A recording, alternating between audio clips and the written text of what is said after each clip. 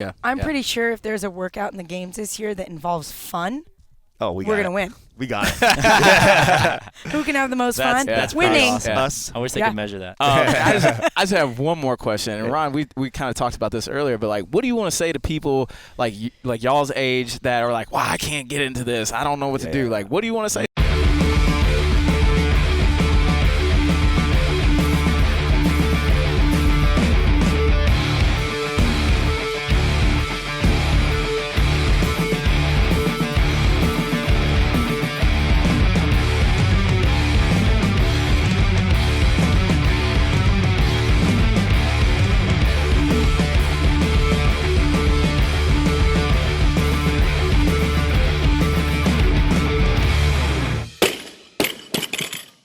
After the episode, head over to iTunes or the Apple Podcast app if you have an iPhone, or the Stitcher app if you have an Android device. Go ahead and subscribe and leave us a 5-star review. We really appreciate that. Enjoy. Head over to ShruggedStrengthTest.com and take our free 3-day strength test. We'll send you 3 days of testing that takes about half an hour to about an hour each day. Each day you'll get exercises that we're going to walk you through, showing you step by step what to do. Once you finish the test, submit your results, and then we'll send you a bunch of feedback showing you where we think you could be stronger and then how to fix certain weaknesses that you might have found. Head over to ShruggedStrengthTest.com to get started.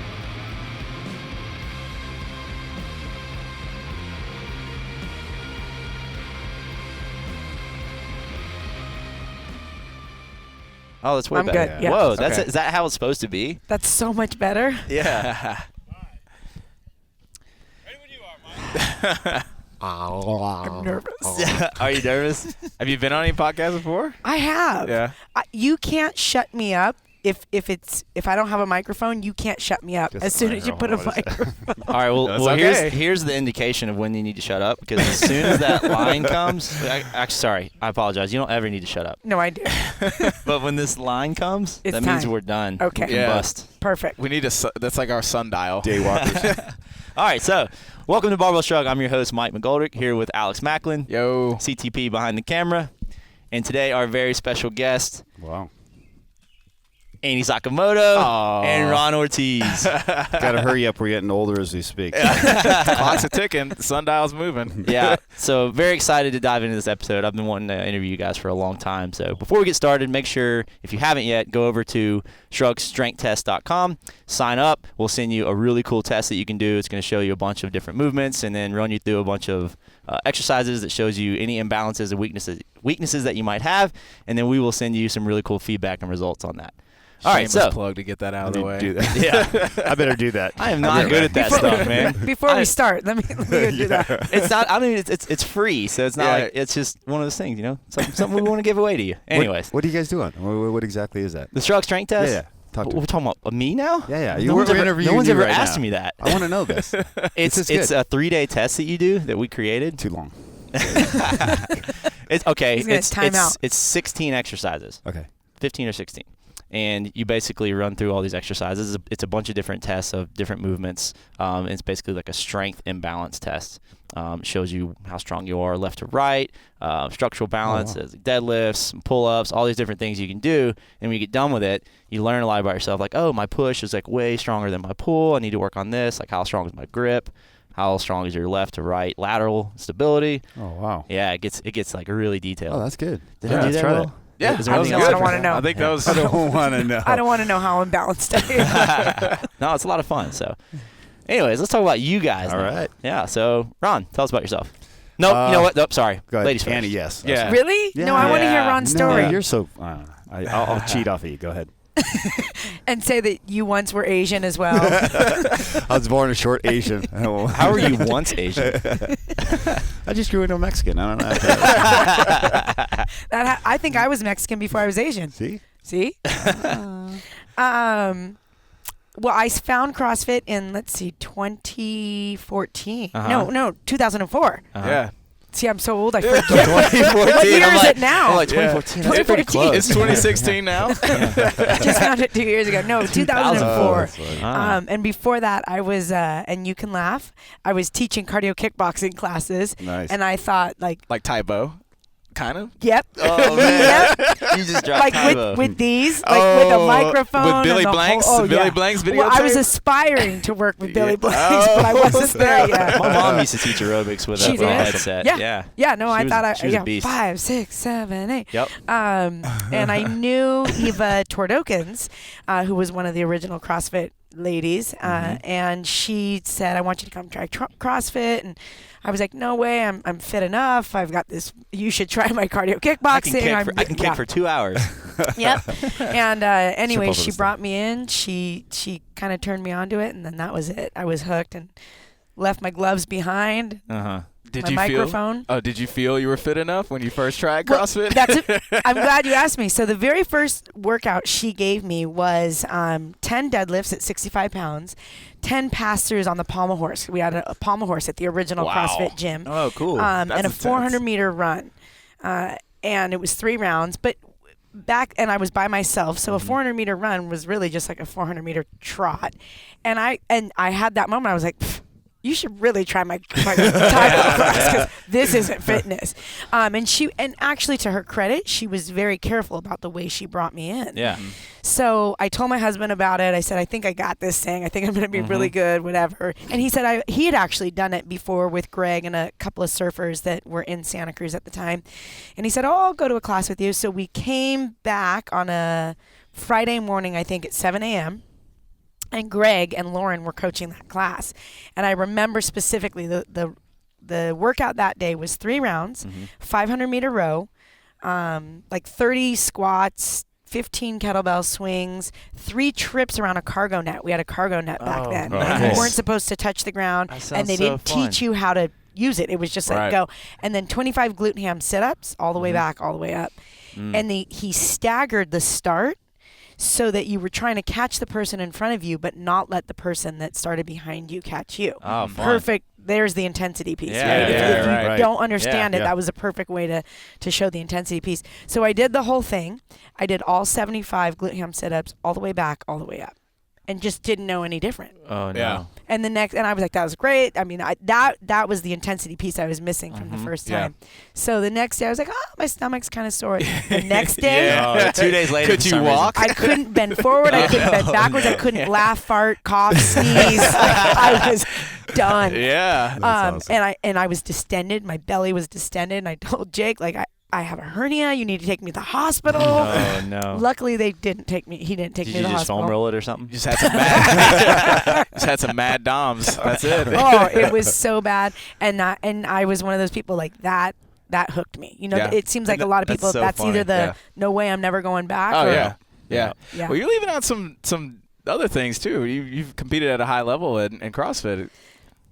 Well, and so back then there was Yeah. there was no competition. There was no CrossFit Games back then. And so it was just a lot of us kind of pushing each other Yeah. and kind of finding our limits. And then when the CrossFit Games, the 2007 CrossFit Games, I had just had my daughter, so I didn't compete in the first CrossFit Games. I opted out also of 2008. And then 2009 I did team just with a couple people at our gym. And then 2011, I finally got the courage to do regionals. That was the first year of the Open. I made it in the Open. I made it to regionals. I had no interest in doing regionals. At that point, there was so many new people coming in, and I really was kind of nervous to test where I might fall with all of the new guard, you know, that had moved in. But a couple people convinced me to do it, and then that was it. Yeah. Yeah. Very cool. Oh, and you're competing in the Masters level. This is my correct? first year in the Masters. Okay. Yeah. For regionals. Or, So for the Masters, it's just the Masters qualifier, which just right. happened. Yep. Right. I made it to regionals for the Northern California region as well, but I'm going to opt out of that and really just focus on Masters. level. Yeah. Right. What age group? I'm not going to ask your exact age. I'm just going to ask. No, I'm do a it. gentleman. Do it. I just turned 40 this year, so Okay. I'm in the very first. Yeah. Okay. See Very that cool. gray hair? Look at that. It's in there. What other years did you compete?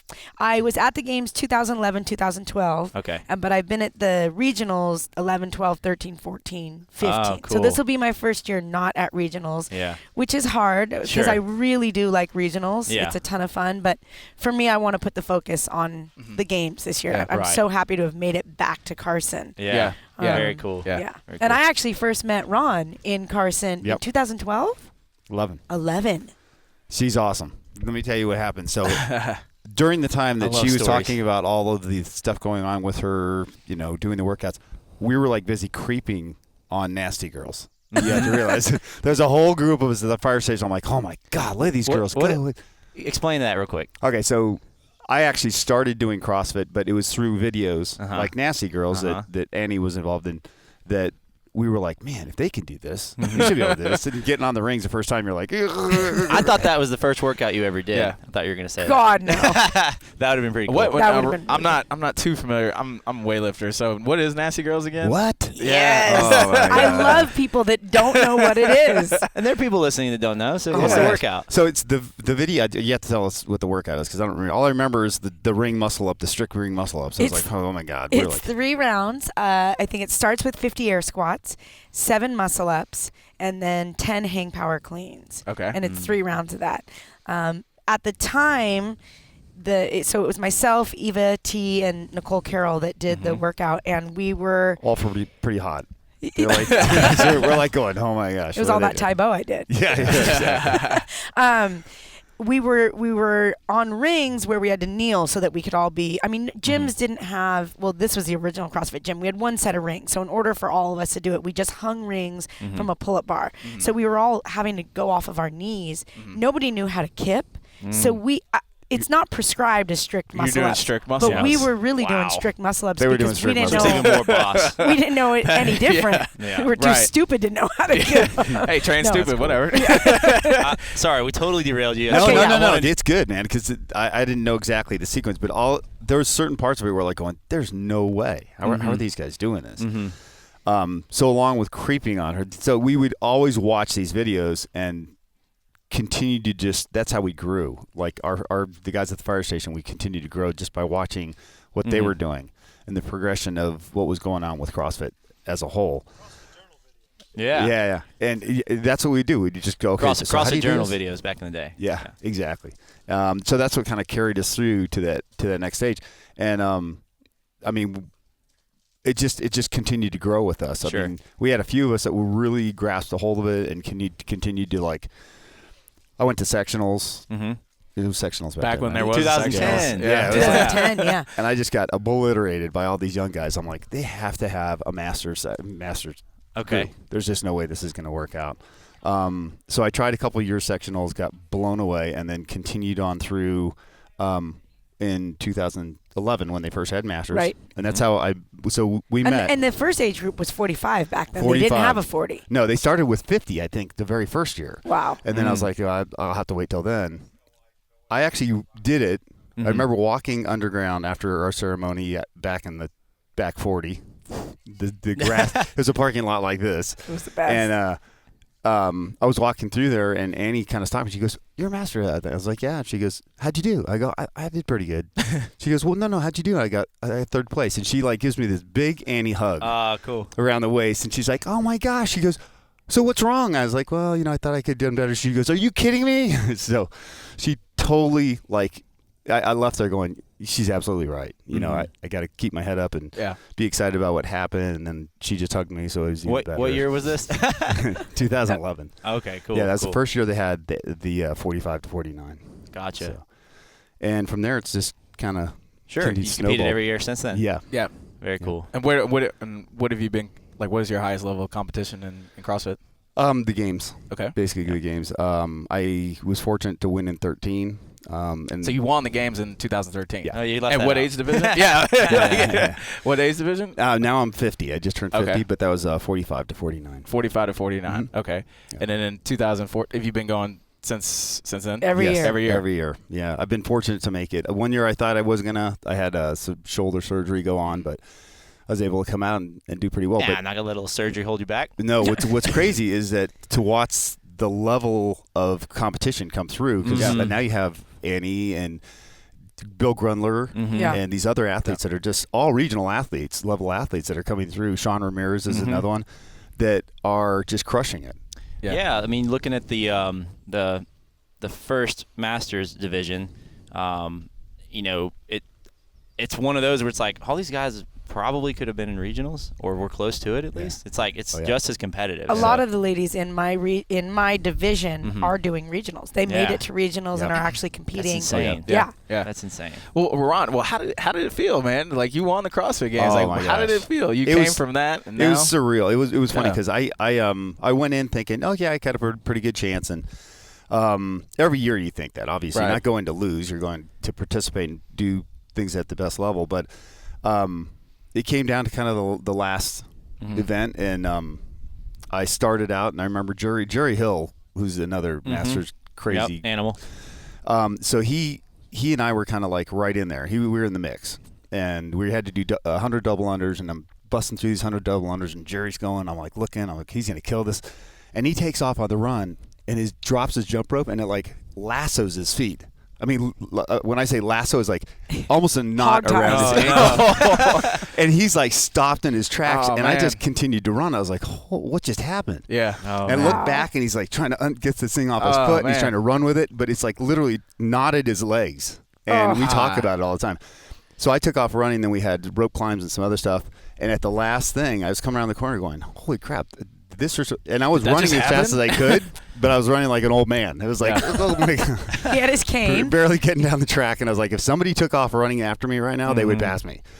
And yeah, it was kind of surreal. I stopped. I was like, wow, man, that just happened. Did you ever think when you started, did you ever think you would get to that level and win the CrossFit Games? You hope you do. Like I said, you go into it every year going, okay, I'm prepared as far as I can be. Yeah. I've done everything I can do at this point. But it also depends on the workouts too. Yep. The workouts are a big part of it. You Right. know, you can have a ton of gymnastic stuff and have a gymnastics guy that's going to just crush you, or have a few heavy weighted things, and then the bigger guys will do better. So they always do a very good job at making sure that it's pretty even across the board.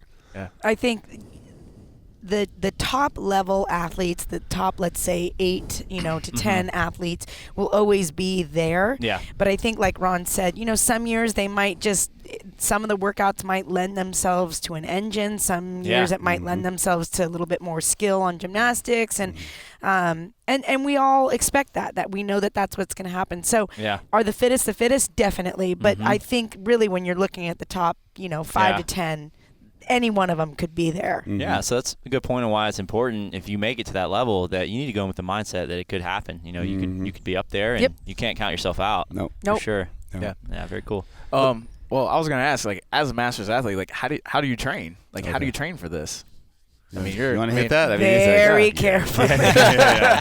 I started working with Jason Leiden this year, and it's been a kind of a phenomenal year for me as far as the way I feel. And he said it early on, which was great. You only are as old as you feel. And he's right. And I act like I'm about 17. So sometimes I feel like I'm 17. But then there's also days, I have 2 kids and they have sports and activities and they're young. And sometimes sleep just isn't what it should be or could be because of other obligations. So it's just knowing the days that I can push and that what he's given me, I can really go for it. And then knowing the days that I got to back off a little bit, it's not worth it. It sounds like you have a lot of confidence in that. And have you always been that way? Have you always just trusted the plan, or, was it different? I have always trusted the plan. The coach I had before this, I actually worked in the gym with him, so he could see me. So that was, in some ways, this year has been a real growing year for me, because he would watch me work out and he would adjust the workouts on the fly depending on, he could tell if my energy was low, my energy was high. So this year has been a really good year for me because I've had to think a little bit more for myself. Even on the open workouts and everything, I've really had to be a little bit more mindful of myself. But I'm always in communication with Jay, and he's really good about giving me feedback. What specifically has he been working with you on? Mainly my engine, because I've actually been working with Mike Service on my Olympic lifting. I had a lot of bad habits that I had to clean up, and I've been working with Dave on my gymnastics, because same thing, we didn't have coaches like Dave and Mike and Chad and those guys in the early years, and so we were kind of, I don't want to say making it up as we went along, but there were no Oli lifting coaches. There were no specialty coaches back then. So a lot of what I had been doing, I'd been doing for years, and I needed some help with my technique. Yeah, gotcha. Yeah. So they really help program. So that it all makes sense for me, so I'm not doing too much, too little. Right. And then Jay is really good about getting me in different intervals, different modes, different work durations. And so I felt that in the Open this year. I felt like my motor was probably the best that it's been. Yeah. And does healthy. He like your old coach, does he adjust based on like how you're feeling, how your energy is? Do you That's a little bit more up to me. Okay. Because he'll send me my week of programming. Like on Tuesday, he'll send me next week's week of programming. And so I'll, it's a little bit more on me to kind of make sure that the lifting fits with everything. I mean, he'll look at everything, but if I'm doing a workout and I'm not feeling it, I've texted him and he'll say, just back off and go 80% or call it a day. But a lot of it, I have to rely on myself and look at his programming and adjust if I need to. What's kind of like a telltale sign, like if you're not feeling it that day? For me, the biggest sign is, because, you can go in the gym sometimes and feel kind of tired, kind of crickety, kind of old. And as soon as you start moving, you actually feel... Every day. Yeah. What's different? But as soon as you start moving, you feel good. Like the heart rate, the blood flow, everything feels good. Yeah. And then there's other days where, you go to lift, let's say 55 pounds for one, and it just... It feels heavy. Yeah. So a lot of it for me can really be the barbell or just my timing on movements. If it's hard to get my kip going or whatever that might be, I just know. Yeah. And so what do you do on those days? You just kind of just cut it off, or do you? It would depend probably on the day, but sometimes I'll just go light and work technique, and then other times, maybe you do a little, 20-minute row and just call it good, or sometimes it's just stop, done. Pack it up. Yeah, Gotcha. I actually work with Doug. Go ahead. I'm sorry. Sorry, we're going to take a quick break and move this into the sunlight, and then we'll come back and hear more. Absolutely. Okay. All right. Okay, welcome back. We took a quick sun break. Yeah, we moved out into So much better. into the light. I'm kind of sweaty now, though. I'm easily the pastiest one here, so Get the boob trying to get on sweat their going level. Yeah, right on. So before we stopped, Ron, we were just getting into talking a little bit about your training. Okay, so I've actually worked under a couple different coaches. Recently, last year, Doug came on as my coach. Doug who? Doug Chapman. Okay. And he's got a pretty good background. He's pretty good. Neil Maddox. Yeah. China Joe. And he was one. CrossFit I think he was. sorry. Somebody said he was the 18th affiliate. So he just has a lot of. Oh, he's been around. experience. He's been around for a really long time. Very cool. So he's got a good program, but with that, there's a lot of things that I do need to work on. And like Annie, I have Duke Van Vliet, who's come on as my gymnastics coach, who's really helped through the Open, through our qualifier. During the qualifiers, there is a lot of strategy we have to do, and especially as masters athletes, because we do have our weaknesses and points that we need to work on. And he helped me kind of like sit down and, okay, let's piece this out.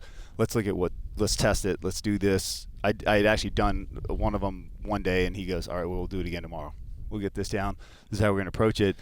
And I slayed my first score.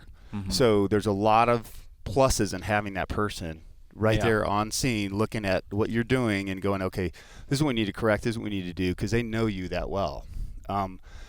So having those specialty coaches is huge. Yeah. It really is. Well, let me ask you this. Going to the Open, what's the difference that you might do when it comes to handling the workouts? It's 5 weeks long. Yeah. You've got to be careful about how many repeats, or do you?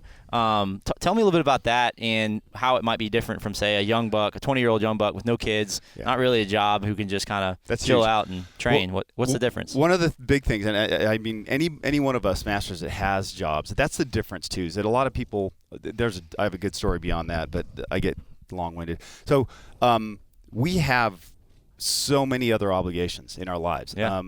If you look at 90% of the masters are, we're either professionals, we have jobs outside of what we do. We have to make the time to train. And if you're not fortunate enough like myself, I'm a firefighter, so I have extra time. Oh, I didn't know that. I can actually work out at the station. I have 2 days off in between my shift days where I can actually work out, and I'm putting 4 to 6 hours a day. Yeah. Oh, on wow. training In the gym. Yep. on Oh, the- wow. So on you the train days a that I lot. can. Yeah, your training volume is pretty high then. It you'd is. say. And the way Doug programs for us, he gives you kind of a blanket things. This is what you need to cover. And then Duke will come in and help me go, okay, let's do this, this, and this. And we're going to put gymnastics in here. And we'll work on this end of the gymnastics portion of this. So it's a lot. Yeah. So There's a lot of moving parts. Oh, a lot. Well- So when you go into the qualifiers, to answer your question, so when you go into the qualifiers and stuff like that, we're having to really break those things down and go, okay, when am I going to do this? We got 4 days, 5 days to do 4 workouts.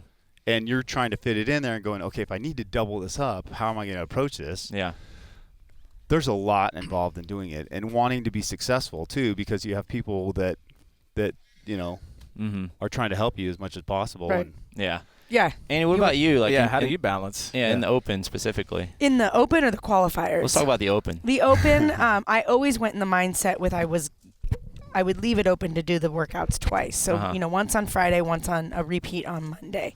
And you almost have to go in with that mentality, because if you do it once and you think you're done and then you realize you have to redo it, it can be really hard to motivate to redo. Absolutely, yeah. So I always kind of went in with that mentality, and then it would just be a little bit how I felt on that Monday, and watching some of the scores come in. But the Masters are worse than anybody are else. refresh, hit that refresh. No, I think more like We wait till the last second. to the last minute to post. Oh. Yeah. Right, it's a game that we all play. It's like poker. Yep. Yeah. No one wants to show their No hand. one wants to show their hand until nobody can do anything about That it. is so crazy. Yeah. I love when I see a post when someone does that. They're like, come on, like, everyone post your scores. I'm doing it. And I'm like, you're not playing the game. Yeah, because it's a game. You're it's not going part to of the guilt game. them into doing that with a Facebook post. Nope. Wow. No. But I'll tell you, and it is like the end of the 5 weeks, you're kind of done. Yeah. You want to be done. It's hard to do that last one twice, I would say. Yeah. So it's nice that you have a couple breaks between that and then the qualifier. And a lot of that too, like being done, is so much of your training all of a sudden revolves around just the open workouts. Yeah. Yep. And That that's sucks. hard. Yeah. You're doing the same workouts. Yeah. You're kind of manipulating some of your lifting, some of your gymnastics to make sure that you're the best for the open workouts. Again, it's the game that you have to play. We know what it is when we sign up for it, but it's just hard that you kind of have to switch gears, and everything is for the open. Yeah. Did you do 16.5 twice? Hell no. Oh, I did. I did. It Oh, was horrible. I think it's at the point now where almost everyone has to redo the open workouts, like, to get the best score they can. But with the Masters, it's different, because your score or placement in the open dictates where you start in the qualifier, right? Yep. Can you talk about that a little bit? Yeah, Some so strategy there. That's a big part. I think that's why a lot of the game goes on with how late you put your score in. Some of them you just know you do good. You're like, all right, I did good on that. I'm going to go ahead and just post this, and you'll be okay. But then you'll have these guys come out of the woodwork, and you're going, whoa, man, what the heck? Where did this guy come from? And the way they design the workouts, there's always going to be strengths for some of the people. You'll have those gymnastic guys that'll just kill or crush a wad, maybe that are in the lower echelon, and then they'll bump everybody else down. Exactly. Yeah. So that will affect your score. Yep, Gotcha. it does. That happened in the qualifier. There's a lot of man. I'll tell you what, that pull that Ben Smith's dad pulled, 600 pounds. Yeah. That messed up Ron. That messed up Ron's play. That's grown man strength. It just messed up my soul. Yeah. I was like, what the heck? Well, so go ahead. No, you got it, man. I was going to ask you, Annie, so we talked with Jason earlier, and we talked a lot about how he programs for his athletes. Do you have like a yearly kind of plan, like planned out from the end of the open or into the qualifier to the next year? We don't know if she's going to be alive that long. She just turned 40. Wow. The plan is to stay alive. Just stay alive. Just stay It breathing. might not be worth his time to do that. I just started working with Jason last October, so we've only been working together about 6 or 7 months. But when I very first talked to him, I mean, what I loved about Jason was he said, I have a plan in place, and it's going to have you peak for the open and the qualifiers, and then I'm going to back off, and it's going to have you peak again for the game. So. And I just put my trust in that, and I'm glad that I am, because it's working out. He has a very, I don't know if you listen to any of his lectures or anything, but he has a very detailed plan. He knows what he's talking about, and it's very methodical. So you're not just going in there blind without any kind of roadmap. You've got exactly. The idea is very much to peak and then back off, and that's one of the reasons I chose not to do regionals this year, is because I want to. The idea is not to hold. Who can hold a peak that long? Yeah, right? yeah. I was gonna say, do you feel like that's that's maybe even more important for masters level athletes. Definitely. Yeah. I mean, let's face it, really, and even in the games, even at the young level, the game is recovery. Mm-hmm. Yeah. It's how fast can you recover and be good for the next event. And I think that's how it is with most all sports, right? That's a the great game point. is recovery. Yeah. And so, but even more so with masters athletes, it's because it is just harder to recover. Yeah, it's a test of durability. Yeah. Yep. Well, while we're talking about it, how do you specifically, what do you do for recovery? I really try to make sure that I'm getting 8 hours of good sleep, and that's not always an option. But well, okay, so one of the biggest ways, I have two. And they're 9 and 7, and so we're still we still help them brush their teeth a lot of the nights. And exactly. But one of the things that I've done, because I used to put the kids to bed, and then that's when I would get on the computer and do my emails and blah blah blah, and then if you get on the computer at 9 o'clock at night, you're staying there until midnight. Yeah. So one of the things I've done this year is when I put them to bed at 8:30, 9, I go to bed right after. I go, I lay down. I mean, we're brushing teeth together, all of us. My daughter and I shower half the time together, and then I try to go to bed right when she does. Yeah. And then nutrition. The food is the other thing that I really try to, and that's the hardest thing is just making sure that it's all planned out for the week. Yeah. Yeah. And my husband doesn't want to eat exactly how I want to eat. My kids don't want to eat exactly how I want to eat. So it's finding that balance where everybody's getting good, healthy food, but everybody's happy and their needs are met. Yeah. How do you eat specifically? I'm probably 80% paleo. Okay. And that works for me. I have some cream in my coffee. I have... I've cut back completely on a lot of the. So I used to be really strict paleo, and when I'd gone on the grid, the guys were like, "Bro, you're gonna die. Yeah, no carbs. You need carbohydrates." And I was like sitting there one day, and Christian Harris is like eating this big stack of potatoes. I'm like, "Fuck this! I'm gonna get." So I started eating a lot of carbs, and I began to notice. Okay, so my performance went up, and I'm still. I just did that VO2 thing, and my lean body mass is like. I'm ridiculous. So I have to eat carbohydrates to survive. If I'm going to listen to you, bro. Oh, I mean, I'm telling you right now. If I don't, I'm done. And I noticed my energy drop. I was fortunate last week. I spent the week with the Mayhem crew over there. I don't know. Those guys don't eat. I don't know what is up. Oh, yeah. I've been around Rich. He just drinks shakes all day. They don't crazy. eat. Yeah. I'm like, crazy. Bro, gotta eat. So I've noticed, along with that, too, so nutrition is huge, sleep is huge, and it's usually a giant hole in my plan.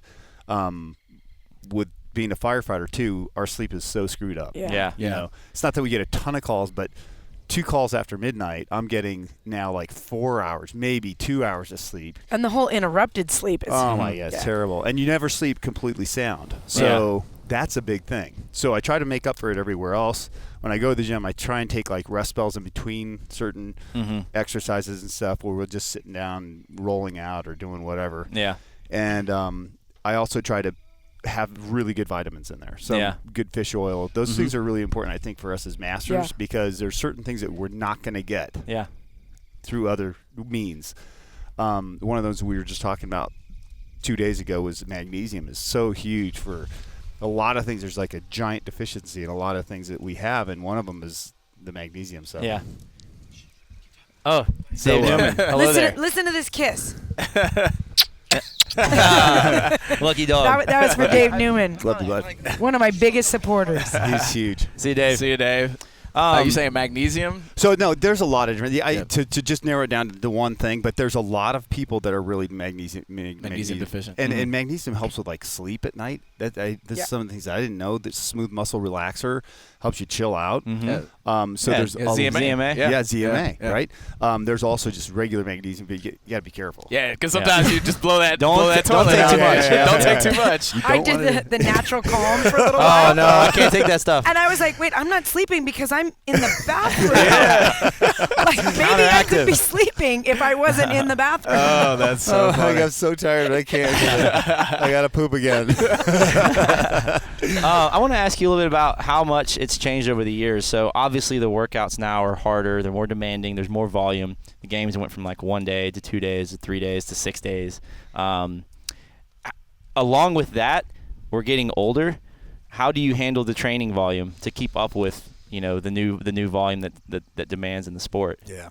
Well, I mean, that's why, to me, I have to say the last couple of years, again, I love competing in regionals, but to be honest, I really didn't even want to necessarily make it back to the games because for the open division, their volume is ridiculous. Yes. It would put me in my grave. Yeah. It's crazy. And I think, but I haven't done a games as a masters, but the workload looks much more appropriate to our age group. So I think they've actually done a really good job of skill, strength, and volume. Yeah.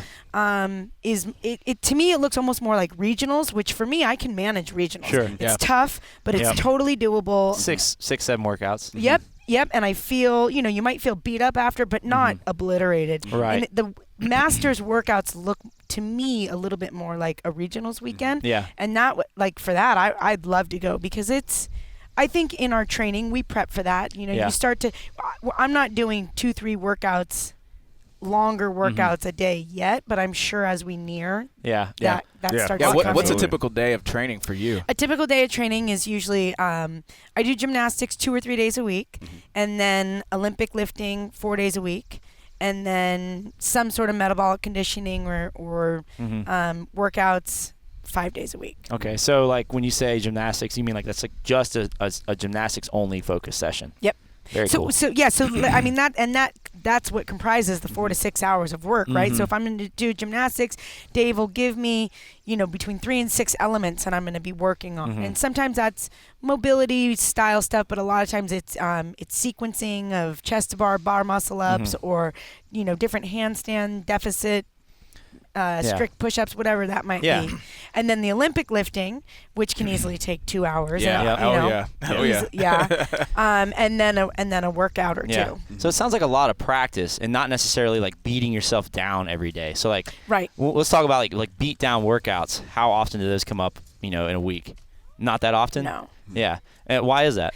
I mean, I think Jason, like what he programs me, my workouts can be very effective without totally beating me down. And that's important, right? Because minimum dose to be effective and come back the next day and be able to do it again. Yeah. And Jason's really good because he'll give me a lot of, like if I'm rowing, he'll give me a certain pace that I have to hold. Or if I'm, running, he'll give me a pace that I have to hold. Or on the assault bike, a wattage that I have to hold. And so that's where the push will come in for me, which is great. So very, very specific parameters for you to work in so that you don't blow yourself up. Right. And he's not always so specific, but a lot of workouts are very specific like that, and it's good.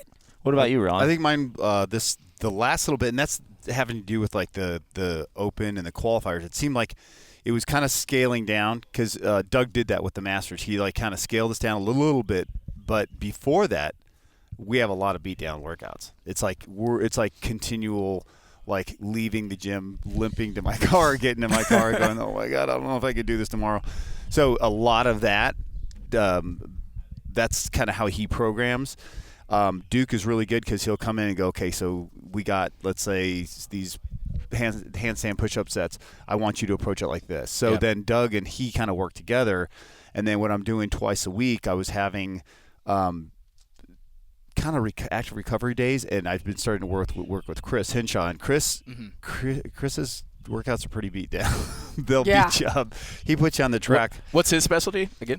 He's aerobic capacity. Right. I mean, just crazy good at getting your numbers back into perspective where you need to be. Like your VO2 max? VO2 max. See, that's the thing. So I did my VO2 max, and it kind of came out. It was really good. Mm-hmm. It came out superior. But my aerobic capacity was really crappy. And Chris is looking at it, he goes, this doesn't seem right. Yeah. Because I just did a workout with me. You couldn't have done that workout on the track if your aerobic capacity was that bad. Yeah. So I think I do a lot of stuff on the rower. It's kind of my favorite thing. So I think he's going to kind of transfer that now more to the track, which I'm not excited about, and then to probably the aerosol, which I'm even less excited about. Yeah. But so there's a lot of beat down workouts that we do through Doug, and it's his theory is kind of to keep you at that point where you're like really on the threshold of just like falling out, and then Yeah. taper you Just off under when you get to the overtraining. games. Yep. And then when you get to the games, you're ready to go. Gotcha. And it seemed to work so far. It Yeah. really does. You end up having to really kind of keep check on your body and make Yep. sure things are staying together. You're not falling apart. Have you been with your current coaches for a while? Like, how long have you been with them? Well, Duke and I started probably about 3 or 4 months ago. Okay. Chris, I had met him before that, and he's worked with me, continued just sending me workouts and stuff. And then Doug, I've been with him for about a year. Yeah. Gotcha. So, like, what would you say to a person that, maybe is just starting out in their master's, competition journey? Like, what would they do? Like, what were you doing when you first started? Well, see, that's the thing is I had a gentleman just talk to me here, and that's the cool part about what we do. We have a lot of people that I'm blessed to be where I'm at. Like, you have a lot of people asking you questions, and they're looking up to you and my first thing, honestly, is that if you want to be competitive, number one, you start competing.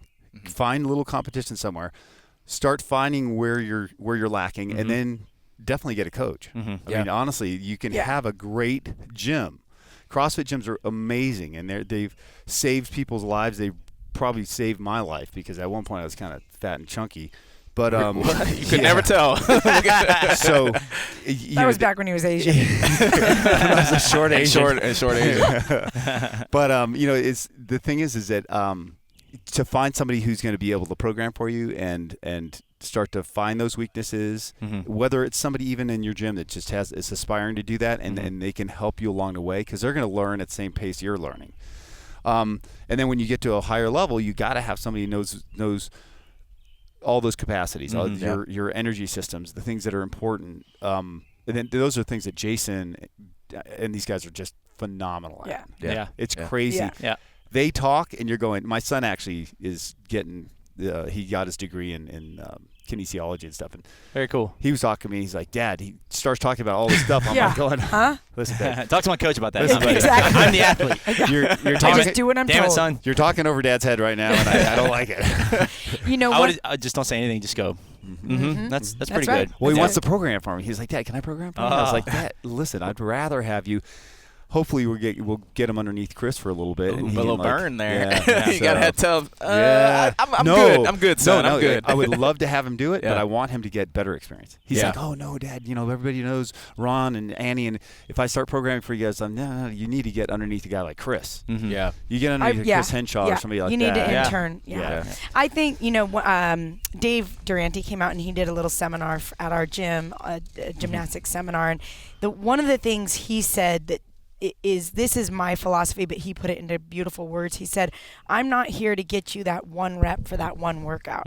I am here to enhance your gymnastics experience." And so what that means is a lot for most people, but this would be my advice to most, especially masters, but basically anybody aspiring to do CrossFit, is that you have to do a lot of the real unsexy, monotonous, tedious work on the front end if you really think that you're going to have a career in competing. Yeah. Because if you're just trying to get that one bar muscle up for that one workout and it's a chicken wing any way you can over the bar, I can guarantee you right now that your career will be very short. Whereas if you can learn the fundamentals, if you can learn how to deadlift before you try to clean, if you can make sure that you've got a good sound squat before you start snatching, Absolutely.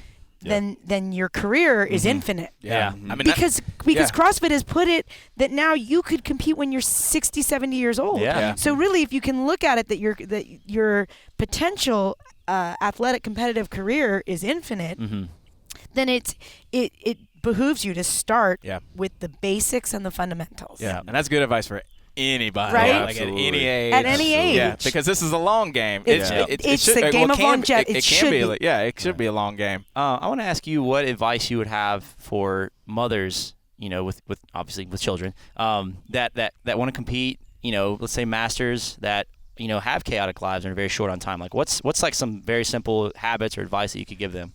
The number one thing for me is support crew. I have such an extended crew of people that help me in so many ways. Obviously from my husband, who gives me unconditional support, to We have a nanny. We're lucky enough to be able to have a nanny, to even just friends and family and people around my gym that help us in so many ways.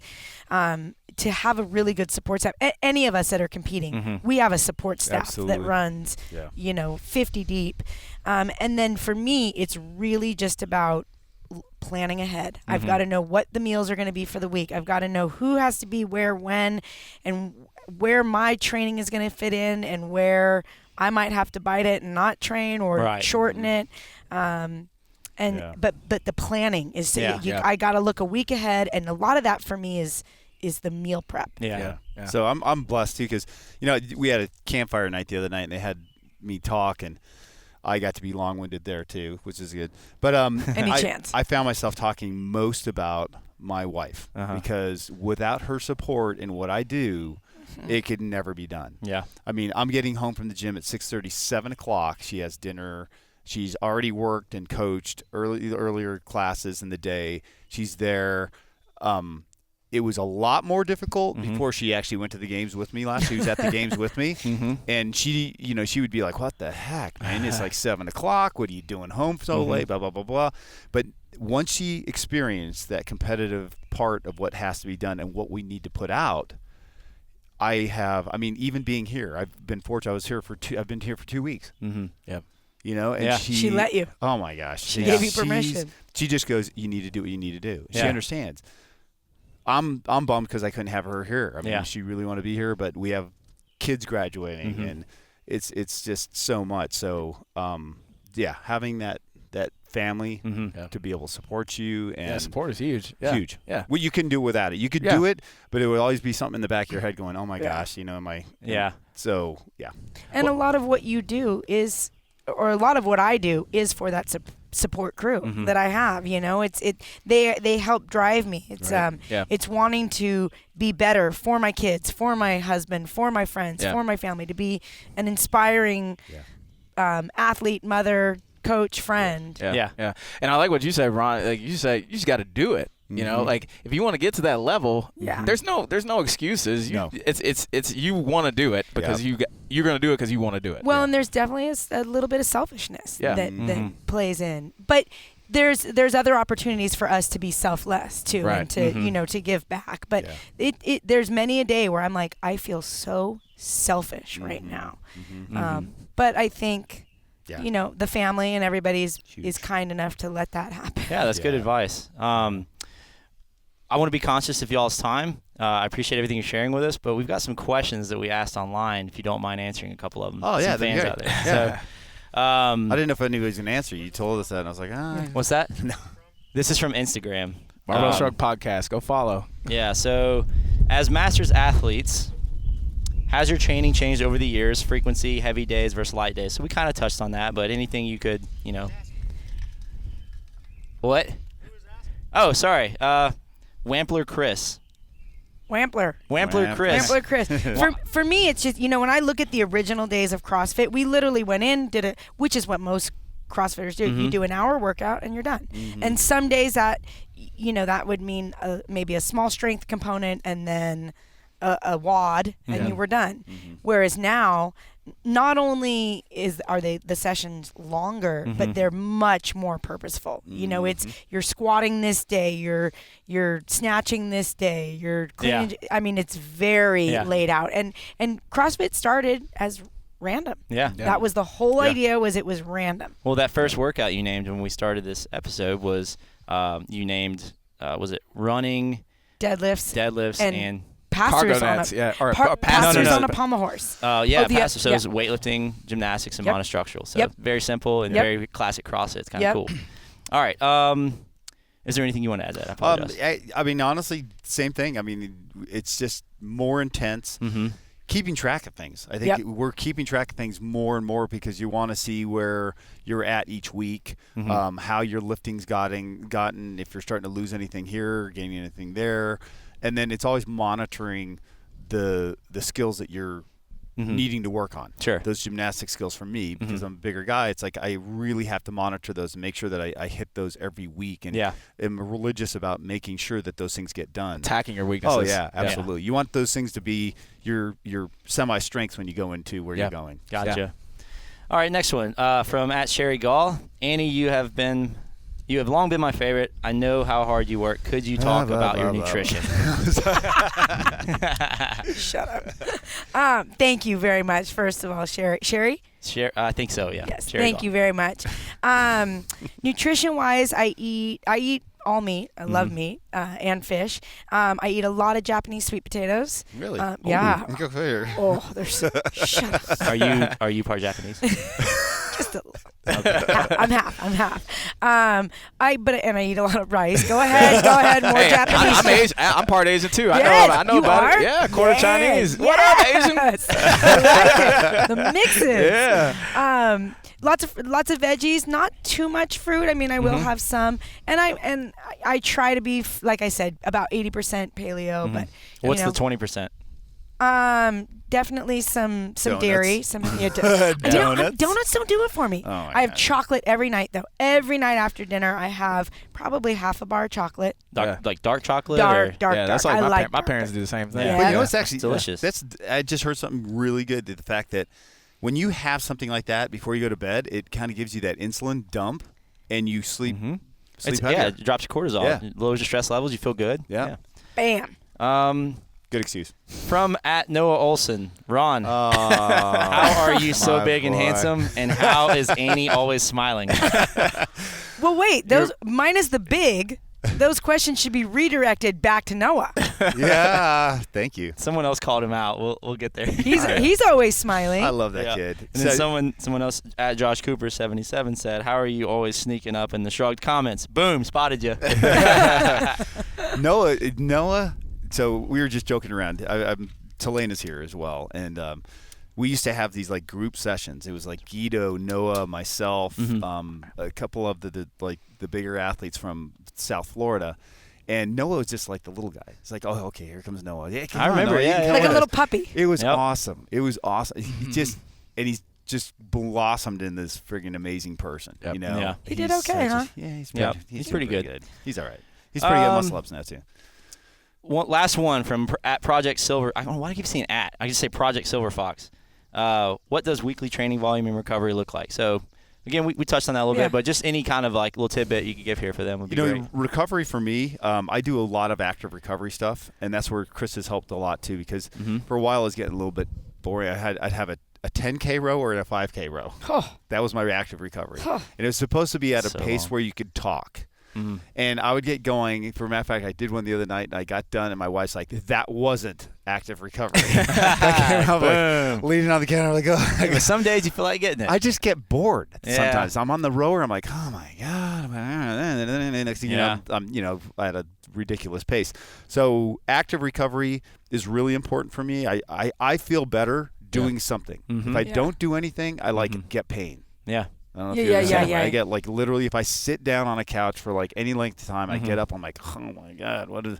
Yeah. So I try to always be doing something. Yeah. And then I have to stay away from the gym those days because I find myself if I go and somebody's like, "Hey, Ron, you want to do this?" I'm like, "Yeah, let's go."